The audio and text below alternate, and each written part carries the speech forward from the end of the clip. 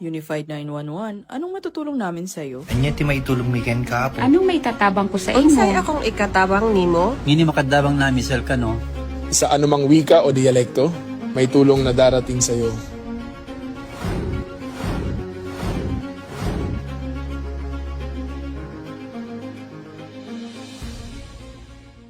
Lilingkod sa bawat Pilipino at magbibigay ng tamang impormasyon para sa tahimik at maayos na Pilipinas. Police News Network, alagad ng batas, tagapagtaguyod ng balitang pulis, sandigan ng mamamayan, patnubay ng katotohanan.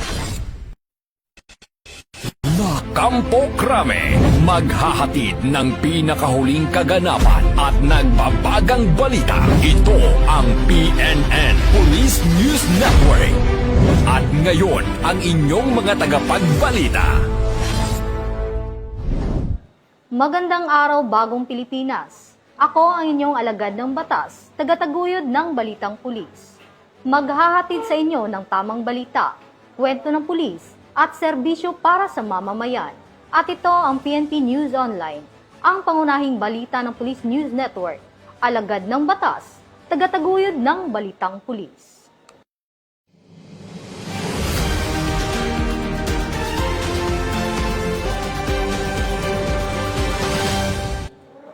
Narito ang mga balitang hatid ng ating PNN correspondents mula sa iba't ibang panig ng bansa.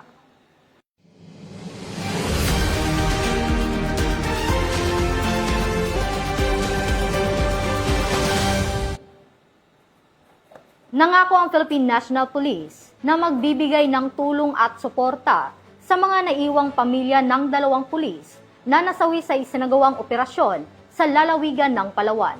Ang buong detalye ng report mula kay Patrol Woman Sari Bernales.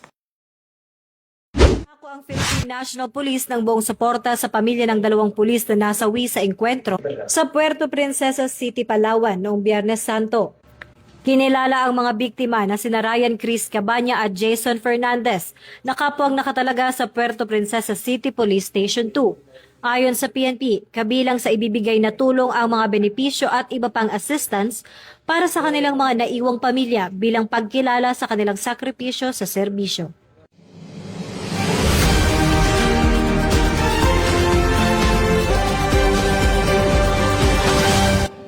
Maraming salamat, Patrol Woman Bernales. Pinayuhan ng Philippine National Police ang mga aplikante ngayong taon na tiyaking kumpleto at maayos ang kanilang dokumento upang maiwasan ang aberya sa aplikasyon. Ibabalita yan ni Police Chief Master Sergeant Mauricio Ruiz. Pagkakataon at aarangkada na naman ng PNP Recruitment 2026, sir. Ano po ang mabisang payo nyo sa ating mga police applicants na gustong tahakin ang serbisyo publiko, sir? Okay, sa mga aplikante natin sa baba, ang lang importante is ayusin nila yung mga qualifications nila, eligibilities nila, para kung sakali man hindi sila magka-problema sa kanilang mga applications. Okay, yun ang isang pinaka-importante, no? Lahat sana ng kanilang mga documents, gaya ng mga nabanggit mo, ay dapat authenticated lahat yan. At saka dapat original yan kung saan man agency galing yung kanilang mga documents. Kasi mahirapan sila pag yung mga documents nila ay hindi authenticated or hindi original, tapos isa-submit nila sa atin. Kasi nagkakaroon tayo ng, ng document validation. Ito, tinatawagan din natin lahat yung kung saan galing mga documents nila. Then, bine-verify natin kung authentic ba yung kanilang kinuhang mga documents or mga original. Yun ang kailangan nilang i-prepare sa mga documentary requirements. Sir, meron na po ba tayong tentative date o exact date regarding sa BMI o Body Mass Index, sir? Actually, yung sa BMI nila is naka-schedule na po yan this coming April. Mga second week or third week of April. Sabay-sabay na lahat yan sa BMI, yung regular natin at saka yung attrition. So, pagdating naman sa BMI, dapat they should be physically qualified sa kanilang BMI. Kasi kailangan nilang i-meet yung standard natin for the body mass index. Na yung BMI natin is from 18.5 to 26.5. Pag sumobra na po doon, ay bagsak po sila sa BMI. Same- Pag kumulang naman, bagsak din sila sa BMI. Same din ba yun, sir, sa lalaki at babae, yung BMI, o magkaiba? Oo, parehas lang yan. Parehas lang ang BMI ng babae at saka sa lalaki. Lilingkod sa bawat Pilipino at magbibigay ng tamang impormasyon para sa tahimik at maayos na Pilipinas. Police News Network, alagad ng batas, tagapagtaguyod ng balitang Maraming salamat Police Chief Master Sergeant Ruiz. Pinaigting ng PNP katuwang ang iba't ibang ahensya ng pamahalaan ang Safer Cities Initiative upang mapahusay ang seguridad sa mga lungsod. Magbabalita dyan si Patrolwoman Sari Bernales. Isang press briefing na ginanap ngayong araw, ika-6 ng Abril, sa Bureau of Fire Protection National Headquarters sa Quezon City, formal na inilunsad ang Safer Cities Initiative na pinangunahan ni DILG Secretary John Vic Remulla kasama sina Chief PNP, Police General Jose Melencio Nartates Jr., Director ng Directorate for Operations, Police Brigadier General Rogelio P. Peñones, NCRPO Regional Director, Police Major General Anthony A. Aberin, gayon din ang mga District Directors ng NCRPO, PNP PIO at mga PIO ng NCRPO districts. Alinsunod sa direktiba ni Pangulong Ferdinand R. Marcos Jr. na tiyaking ligtas ang publiko sa lahat ng oras, bumuo ang PNP ng isang Integrated Anti-Criminality Campaign Plan upang higit pang paigtingin ang presensya ng kapulisan sa mga komunidad.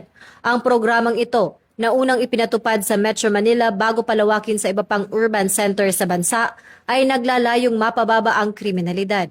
Bilang pangunahing hakbang, nagtalaga ang pulisya ng 1 hanggang 2 pulis at mga police assistance desk sa lahat ng pampublikong paaralan tuwing oras ng klase. Dinoble at triniple rin ng NCRPO ang bilang ng mga ide-deploy nitong tauhan, kabilang ang mga mobile forces sa mga transportation hubs tulad ng LRT, MRT at PITX.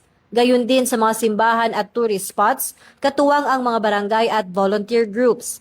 Samantala, aktibo ring nakipagtulungan ng Department of Public Works and Highways at mga local government units upang magsagawa ng road clearing operations at matiyak na malinis at ligtas ang mga kalsada.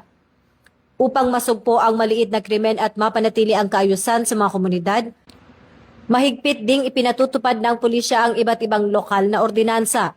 Determinado ang PNP na huliin ang mga lalabag sa mga ordinansang may kinalaman sa pag-inom ng alak sa mga pampublikong lugar. Gayon din ang mga lumalabag sa iba pang kautosang lokal. Pinagbabawalan na rin ang mga kalalakihan na maglakad sa lansangan ng walang suot na pangitaas. Aktibo ring nagpapatrolya ang mga otoridad upang ipatupad ang 10 p.m. curfew para sa mga menor de edad. Pati na rin ang pagbawal sa paggamit ng videoke lampas alas 10 ng gabi bilang paggalang sa mga nagpapahinga. Higit pa rito, nagsasagawa ang kapulisan ng intensified police patrols sa mga kilalang gimikan sa lungsod upang agad na maaresto ang mga naghahanap ng gulo. Isang hakbang na patuloy na nag-aambag sa pagbaba ng mga insidente ng krimen sa mga binabantayang lugar. Ako po si Patrolwoman Sari Bernales, nagbabalita para sa Police News Network. At ito ang bagong PNP para sa bagong Pilipinas. Serbisyong mabilis, tapat at nararamdaman.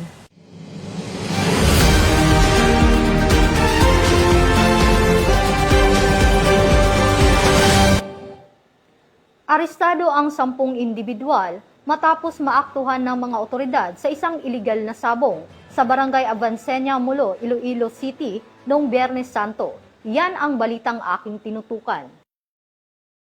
Individual ang naaresto sa isinagawang anti-illegal gambling operation sa Barangay Avancenia, Mulo noong Semana Santa. Ayon sa Iloilo City Police Office, naaktuhan ang mga sospek habang aktual na nagsasagawa ng illegal na sabong na kilala bilang pauwak.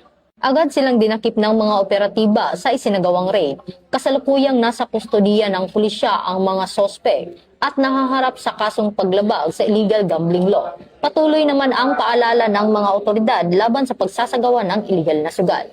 Ito ang bagong PNP para sa bagong Pilipinas, serbisyong mabilis, tapat at nararamdaman.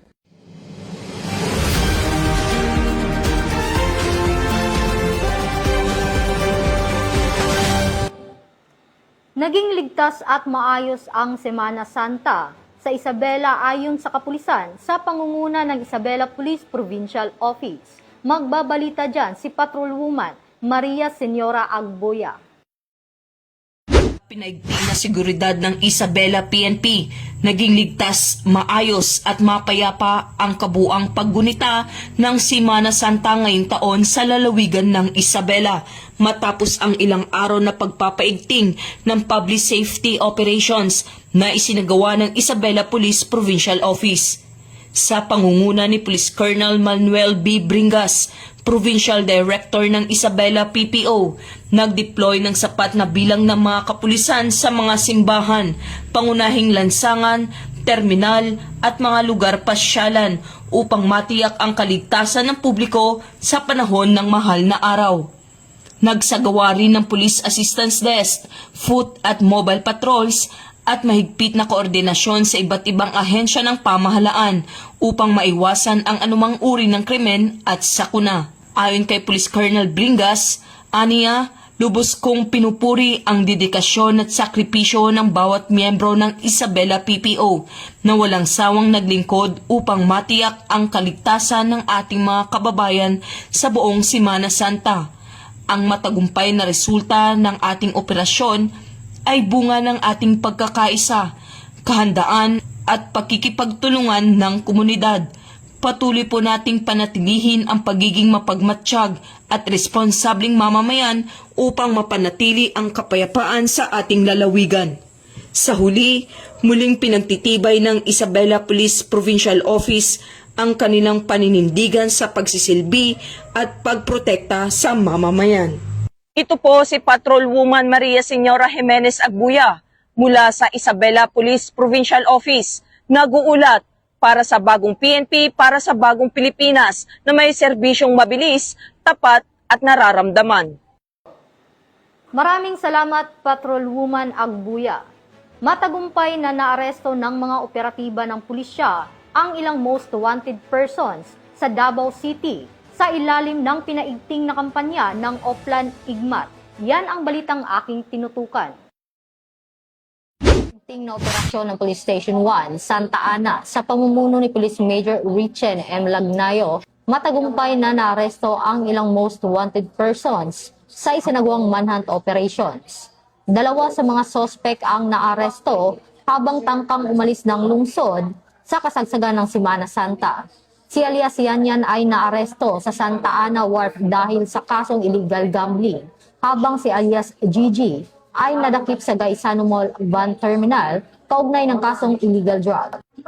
Samantala, dalawa pang wanted persons na may kasong murder at robbery ang nahuli rin sa hiwalay na operasyon sa tulong ng koordinasyon, surveillance at impormasyon mula sa publiko. Patunay na ang mga operasyong ito ay patuloy na pagbabantay ng kapulisan upang mapanatili ang kapayapaan at kaayusan sa lungsod, lalo na ngayong Semana Santa. Ito ang bagong PNP para sa bagong Pilipinas, serbisyo mabilis, tapat at nararamdaman.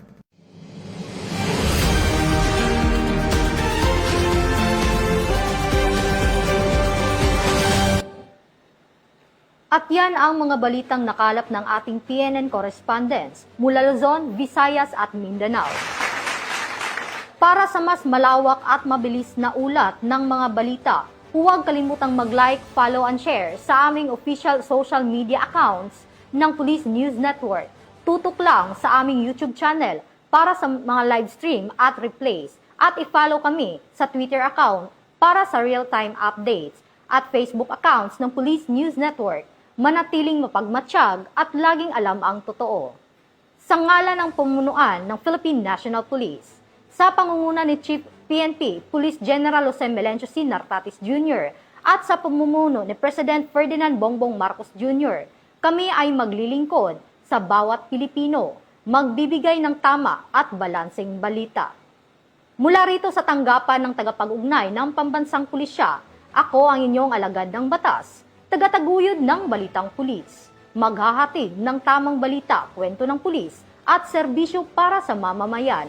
At ito ang PNP News Online, ang pangunahing balita ng Police News Network.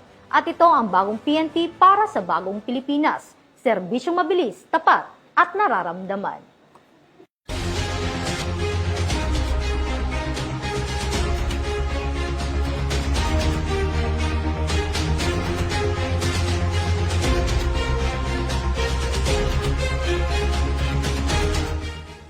Police News Network, alagad ng batas, tagapagtaguyod ng balitang pulis.